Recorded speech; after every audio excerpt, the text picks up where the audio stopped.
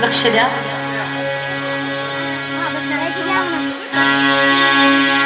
भगवान भोलेनाथांनी आपल्या भक्ताचे रक्षण करण्याकरिता दैत्यांचा वध केला, असुरांचा वध केला। ती कथा आपल्याला ऐकायची, पण एक सूचना आहे सर्वांना, लक्ष द्या, नंतर माझ्या लक्षात राहील नाही, त्याच्यामुळे आता सांगते, कृपया शांत बसा।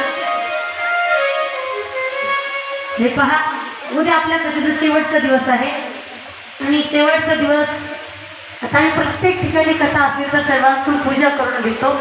मग याच्यासाठी सर्वांनी उद्या काय करायचं, ज्यांच्या घरी शिवलिंग असतील त्यांनी शिवलिंग घेऊन यायचे। नंदी जरी असला तरी नंदी घेऊन या, सोबत अंतानी बेलपत्र हे आणा, धोत्राचं फळ फूल हे जरी असलं तरी ते घेऊन या, भस्म घेऊन या, लाल चंदन घेऊन या, पूजेचं जे काही साहित्य आहे ते सर्व काही उद्या घेऊन या। आपल्याला उद्या 108 वेळा भगवान भोलेनाथांचा नामजप करून आपल्याला सर्वांना पूजा करायचे।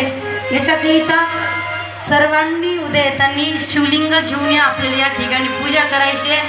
मंत्र जप 108 वेळा करायचा आहे, तर सर्वांनी आठवणीने घेऊन या, आपल्या सर्वांना पूजा करायची आहे। इथं मोठा यज्ञ होणार आहे। आता एका व्यक्तीने 108 वेळा भगवान भोलेनाथाचं नामचिंतन केल्याच्या नंतर किती पुण्य लाभेल?